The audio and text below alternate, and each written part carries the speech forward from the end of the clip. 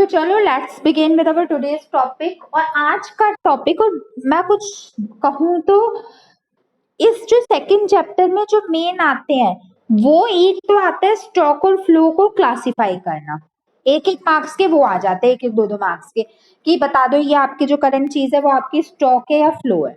एक तो ये आता है। और जो दूसरी चीज आपकी इस चैप्टर में आती है वो सिर्फ और सिर्फ फ्लो और फ्लो के काइंड्स आते हैं। तो आप इन्हें ध्यान से समझना। आज से ही मानो जो हमारा मेन चैप्टर स्टार्ट हुआ है, from today only our main chapter has been started.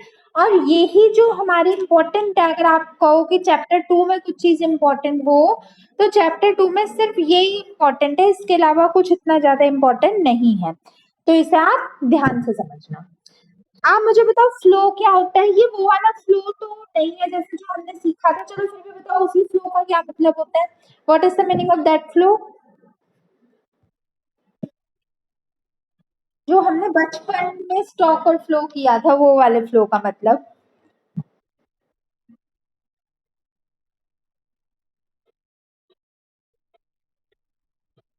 Very good, वो वाला हमारा ओवर था। अब ये हम अब पढ़ेंगे तो थोड़ा इसका बड़ा रूप आ गया। अब ये वाले जो फ्लो होते हैं ना, वो सर्कुलर रिलेशनशिप होती है बिटवीन टू और मोर थिंग्स। ये फ्लो हमेशा हमारे साइक्लिक साइक्लिक मोशन में रहता है, मतलब एक दूसरे पे इंटरडिपेंडेंसनेस दिखाता है एक चीज की दूसरी चीज पे। क्या होता है इस फ्लो में। अब फ्लो, ये वाला flow, flow is defined as the circular cycle in which one thing is dependent on other। flow, जो ये वाला हमारा flow है, वो हमें ये चीज दिखाता है कि किस तरीके से हमारी एक चीज, एक एलिमेंट, एक काइंड दूसरे पे डिपेंडेंट है। How our one thing is dependent on other. हमारी एक जो पर्टिकुलर एलिमेंट है वो दूसरे एलिमेंट पे कैसे निर्भर है, कैसे डिपेंडेंट है। अब इसमें डिपेंडेंसनेस में कोई भी सेक्टर्स आ सकते हैं, कोई भी पार्ट्स आ सकते हैं, कोई भी थिंग्स आ सकती है, कोई भी गुड्स आ सकते हैं, कोई भी पर्सन आ सकते हैं, कुछ भी। और कितने भी आ सकते हैं, दो भी हो सकते हैं, कोई लोग दो या दो से ज्यादा भी चीज पे डिपेंडेंट हो सकते हैं, तीन पे भी, चार पे भी। मतलब किस तरह एक चीज दूसरे चीज पे निर्भर होती है, डिपेंडेंट होती है, और वो एक सर्कुलर फ्लो में होती है। वो हमारा फ्लो कहलाता है। इतनी बात समझ आ गई। रिपीट करो। What is flow, what is this flow.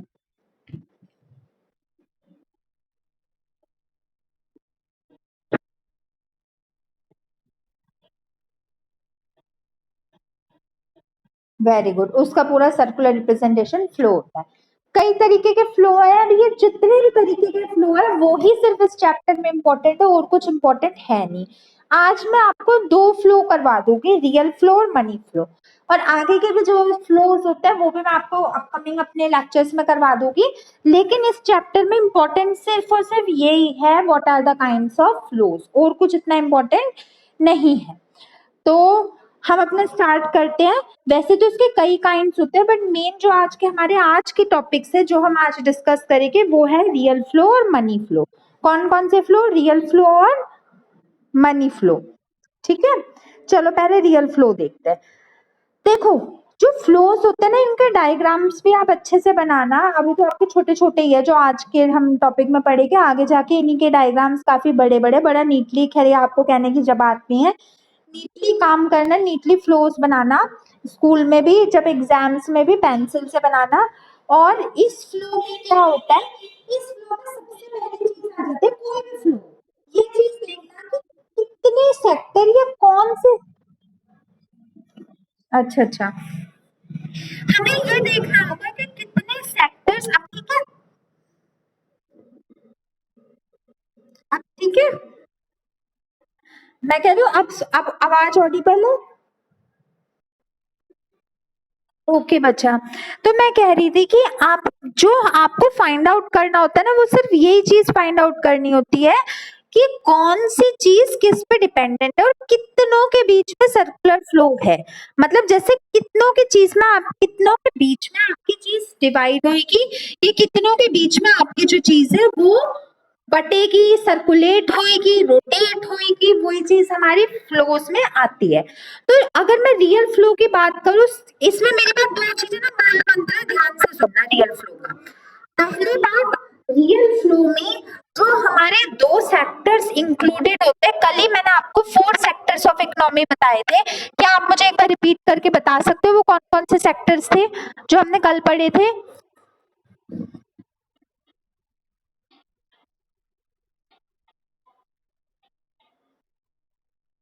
Very good.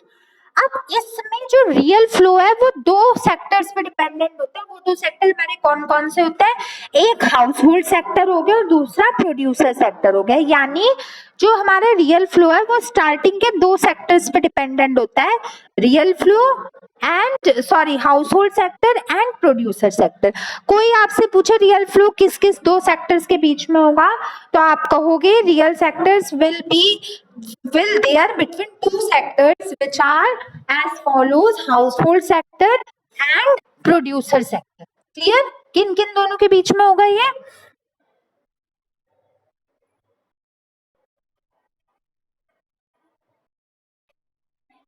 किन किन के बीच में होगा ये?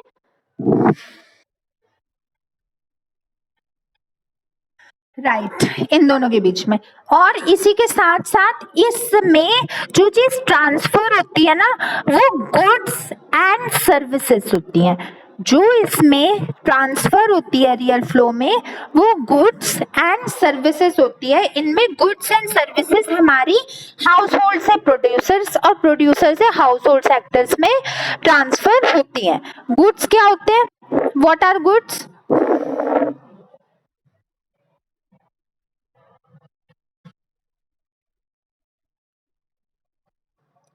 Good.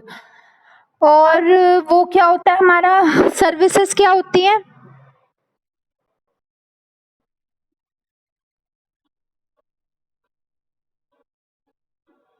We can only feel its presence, but we cannot touch. We cannot touch it. We cannot externally touch it. तो इसमें सिर्फ गुड्स एंड सर्विसेज इन्वॉल्व होते हैं। किन किन के सेक्टर्स के बीच में? पहली बात, रियल फ्लो में किन किन के बीच में होता है? हाउस होल्ड और प्रोड्यूसर। और क्या एक्सचेंज होता है? Goods and services.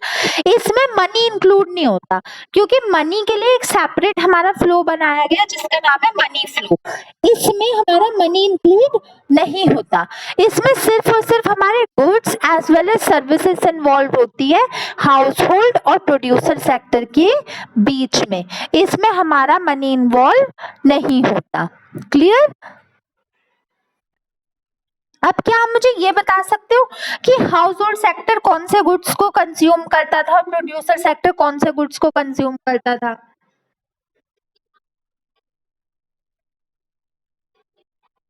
Very good, शाबाश। तो ये हमारे दोनों सेक्टर्स को होता था। तो हमारे इसमें गुड्स एंड सर्विसेज किस किस के आ जाएंगे? हाउस होल्ड सेक्टर में वो सारे गुड्स आ जाएंगे जो हमारे अमाउंट स्पेंड होएगा इन परचेजिंग ऑफ कंज्यूमर गुड्स। और प्रोड्यूसर में हो जाएगा amount spend in purchasing of producer goods sorry capital goods. ये प्लांट्स एंड मशीनरी और कंज्यूमर गुड्स में हमारा कुछ भी आ जाएगा, ब्रेड बटर घी एक्सेट्रा। क्लियर? ये मैंने आपको पूरा ओवरव्यू दे दिया। थोड़ा नोट्स वाइज देख लेते हैं, नोट्स की लाइनें देख लेते हैं कैसे कैसे है। ये मैंने आपको ओवरव्यू या रिकैप बता दिया कि मनी रियल फ्लो में क्या होता है। First point, real flow means flow of goods and services from mainly to sectors, that is house hold sector and producer sector. Real flow में हमारी दो चीजों के बीच में, दो सेक्टर्स के बीच में चीजें ट्रांसफर होती है।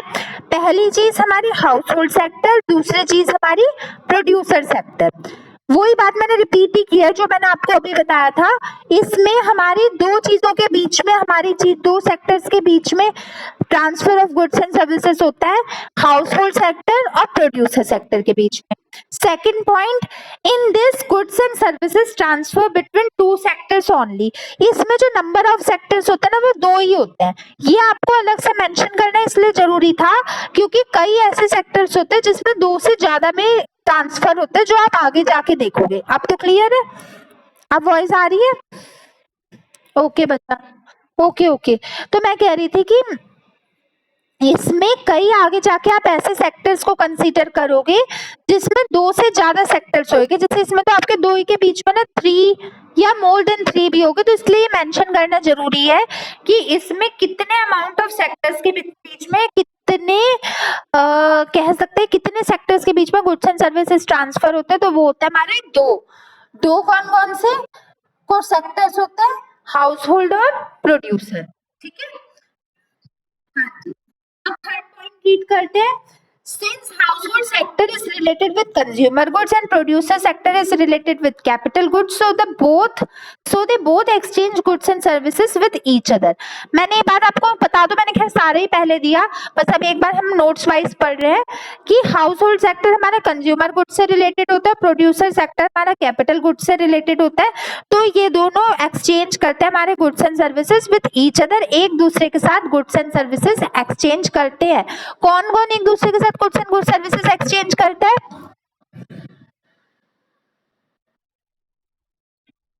Very good. Consumer goods and capital goods house hold sector producer sector आपस में एक्सचेंज करते हैं, बट क्या इन्वॉल्व नहीं होता इसमें, और वो क्यों नहीं इन्वॉल्व होता?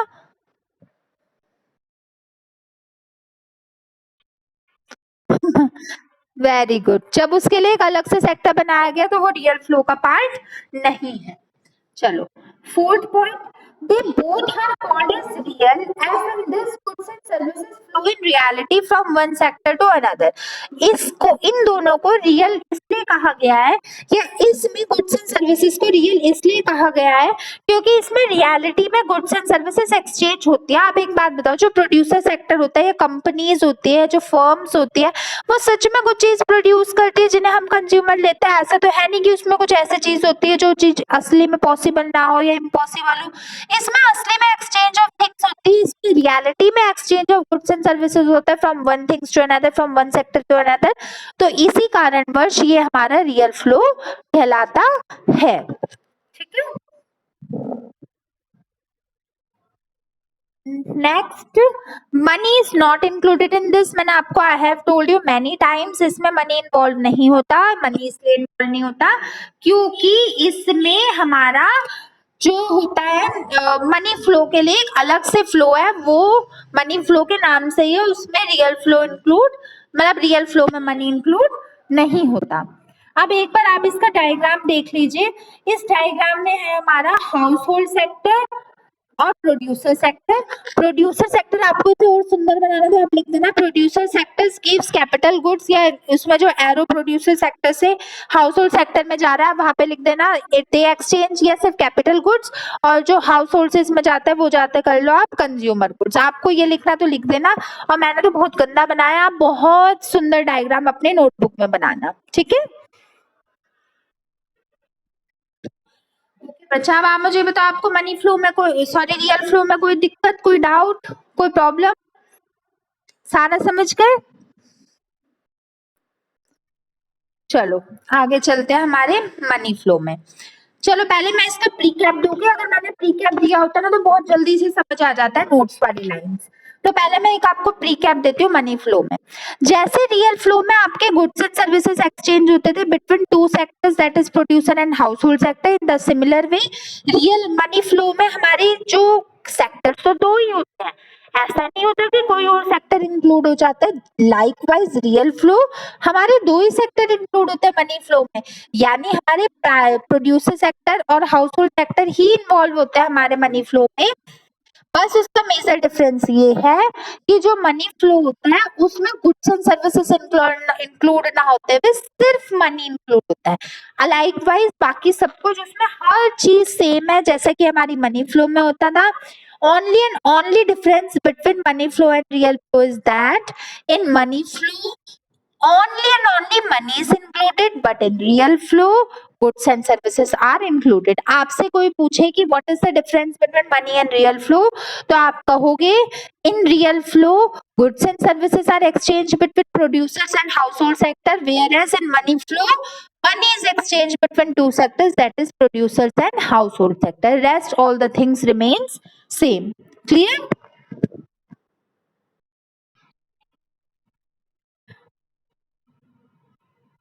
और ये जो मनी फ्लो होता है ना, ये सिर्फ और सिर्फ हमारा रेसिप्रोकल होता है रियल फ्लो का।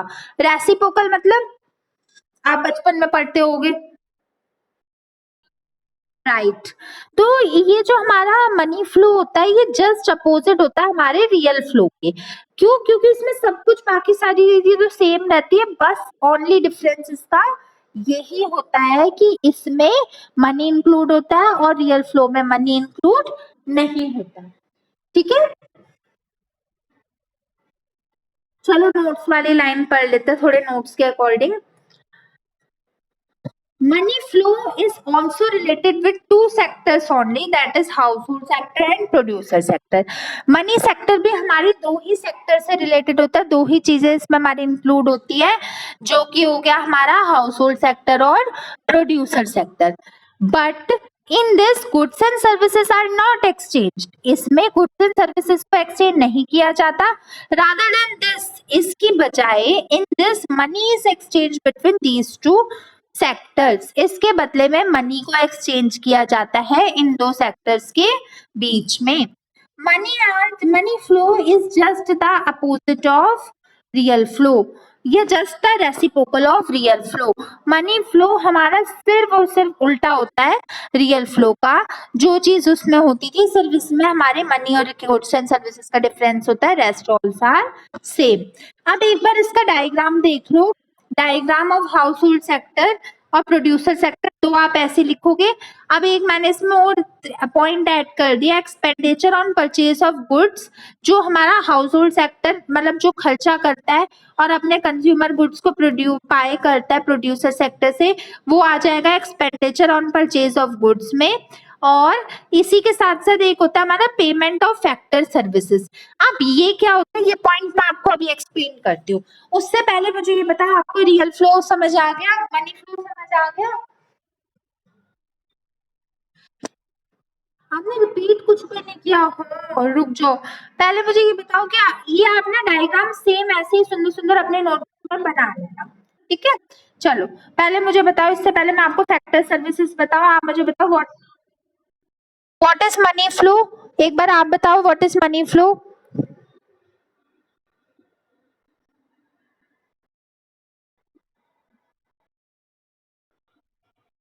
बताओ मनी फ्लो क्या होता है, what is money flow.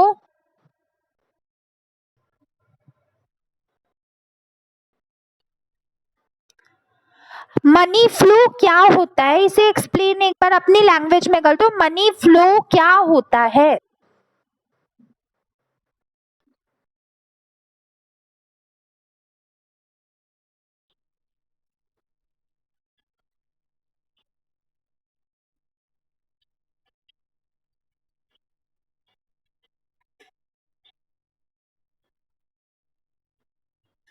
Very good.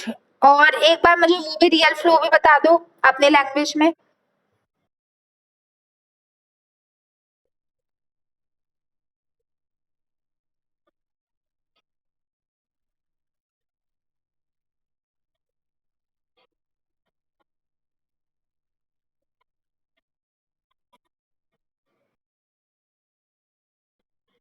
Very good, आपको समझ, ये तो अच्छे से समझ आ गया ना। अब एक चीज देख लेते हैं, फैक्टर सर्विसेज। फैक्टर सर्विसेज में हमारी वो सर्विसेज इंक्लूड होती है जो हमारी चार चीजें होती है, लैंड, लेबर, कैपिटल और एंटरप्रेन्योर। ये चार हमारी चीजें होती है। ये जो इसकी सर्विसेज प्रोवाइड करी जाती है, इनके अकॉर्डेंस में वो हमारी फैक्टर सर्विसेज में आ जाती है। अब आप मुझे बताओ कि पहले बताओ फैक्टर सर्विसेज में क्या होता है। This includes the services in expand on land, labour, capital और एंटरप्रेन्योर। आप मुझे ये बताओ कि प्रोड्यूसर सेक्टर पेमेंट क्यों करता है हाउस होल्ड सेक्टर को फॉर फैक्टर सर्विसेज, बताओ। ये मैंने एरो डाल के लिख रखा है, पेमेंट ऑफ फैक्टर सर्विसेज क्यों, वाई।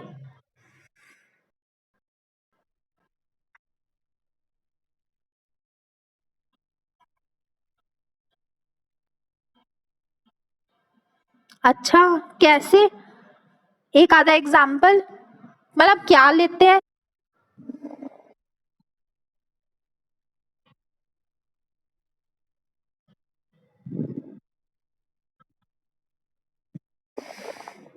करेक्ट। इसका जो मेजर या मेन पॉइंट कह लो वो ये होता है कि जो हमारा प्रोड्यूसर सेक्टर होता है वो जो लेबर लेता है वो हाउस होल्ड सेक्टर से ही लेता है।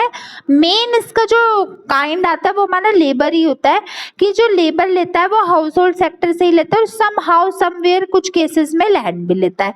इन सारी फैक्टर सर्विसेज को, ये फैक्टर्स ऑफ प्रोडक्शन को कंसीडर करता है और कंसीडर करने के साथ साथ इसकी जो काम ये लोग करते हैं, हाउस होल्ड सेक्टर करते हैं प्रोड्यूसर सेक्टर के लिए, उसकी पेमेंट करता है वो हाउस होल्ड सेक्टर्स को।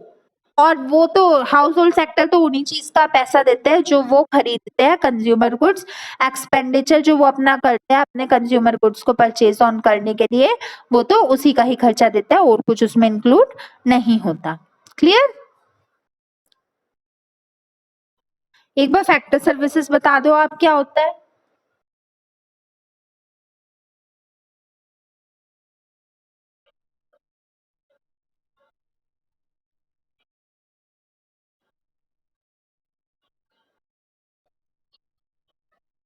हाँ, वो जो सर्विसेज जो चीजें वो हाउस होल्ड सेक्टर से लेता है उन्हीं की पेमेंट वो से कर देता है। इसमें कोई दिक्कत आज के टॉपिक में? चलो क्वेश्चंस के आंसर दो। First is what is flow? Flow क्या होता है इसे एक्सप्लेन करो। हाँ जी, ये वाले flow.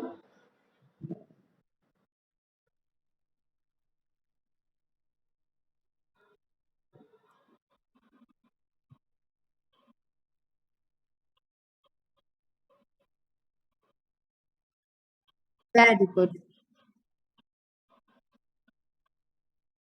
very good. How one thing, how one sector, how one component is dependent on other is being shown in flow. Very good. In which flow money is included? Very good. In which flow goods and services goods are included? Very good. What is the flow between household and producer sector called? Household और producer sector के जो between का goods होता है वो क्या कहलाया जाता है?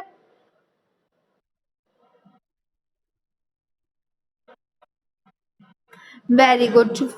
फॉर ये जो होता है हमारा रियल और मनी में दोनों में ही होता है। अब इसका कोई भी एक आंसर या दोनों लिख दोगे it will not be wrong. Money और रियल फ्लो तो आपने बहुत बार एक्सप्लेन कर दिया तो इसे रहने दो। आप मुझे बताओ यहाँ तक कोई दिक्कत? चलो आज थोड़ा टॉपिक जल्दी कंप्लीट हो गया। थोड़ा बहुत हम अपने चैप्टर का पुराना रिवाइज करते हैं जो हमने आज तक किया था, उनके आंसर्स लेते हैं।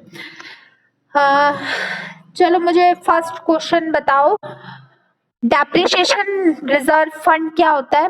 What is depreciation reserve fund?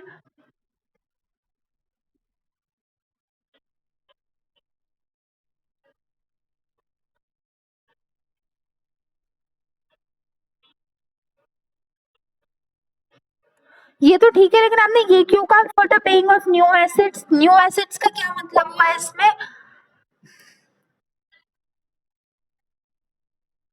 नहीं बच्चा, आप कहोगे for the replacement of new assets, purchase का नहीं आता इसमें। डेप्रिसिएशन रिजर्व फंड में या तो डेप्रिसिएशन देने में हेल्प करता है या वो पैसा जो आपकी अगर मशीनरी खराब हो जाती है उसे एक्सचेंज करके, मतलब एग्जिस्टिंग ओल्ड मशीनरी को रिप्लेस करके जो आप न्यू एसेट्स लाते हो। आप खाली न्यू एसेट्स नहीं लिख सकते, आप लिखो for the replacement of the existing old assets and buying the new assets, उसमें इंक्लूड हो सकता है। आप सिर्फ एक न्यू एसेट्स नहीं ले सकते उससे जब तक आपकी कोई चीज पुरानी नहीं हो सकती, हो जाते और आप उसे सेल आउट नहीं करते। क्लियर?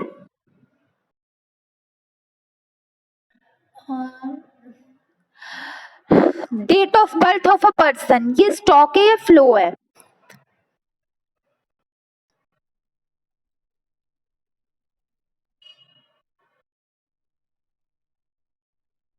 बिल्कुल स्टॉक ही है क्योंकि वो हर महीने अलग थोड़ना होता है, उसकी एक ही फिक्स होती है। Good. Production of a company in 1 week, ये हमारा स्टॉक है या फ्लो है? Production of a company in 1 week.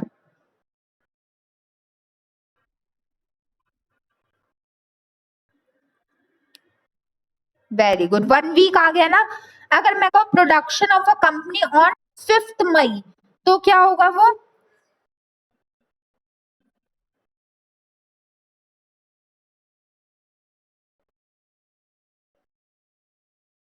बोलो, आवाज नहीं है। हाँ, स्टॉप, ठीक है। और सेमी ड्यूरेबल गुड्स कौन से होते हैं?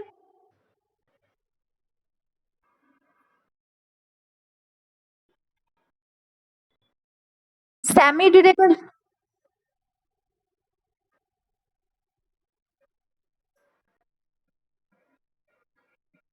1 ईयर या 1 ईयर से लेस। एग्जाम्पल्स?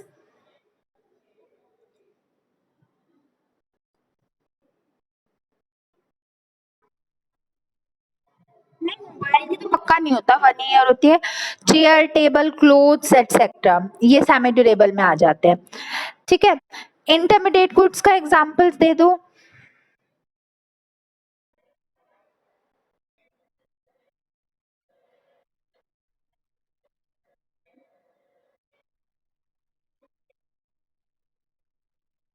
इंटरमीडिएट गुड्स वो होते हैं जो रॉ मटेरियल्स फॉर। हाँ जी, very good. Tyre of a car हो गया हमारे इंटरमीडिएट गुड्स का एग्जांपल। ये हमारे finish product of one company and raw material for another होते हैं। ठीक है, तो चलो बच्चा, आपने इस थोड़े सेकंड चैप्टर को और कंसीडर कर लो, थोड़ा रिवाइज करके रखा करो।